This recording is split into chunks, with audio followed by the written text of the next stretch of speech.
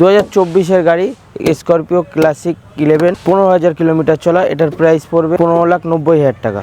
Scorpio S7 2019-এর গাড়ি 29 tag 10,30,000 টাকা। Scorpio S5 2019-এর গাড়ি। স্করপিও ক্লাসিক 11 2025-এর গাড়ি 11,000 কিলোমিটার চলা। এটার প্রাইস পড়বে 16,70,000 টাকা। স্করপিও ক্লাসিক 11 2022-এর গাড়ি 13,50,000 টাকা। XUV 700 AX7 পুরো ব্র্যান্ড নিউ গাড়ি, 3,000 কিলোমিটার চলা, 3 মাস পুরনো, লাইফ টাইম ট্যাক্সের সঙ্গে।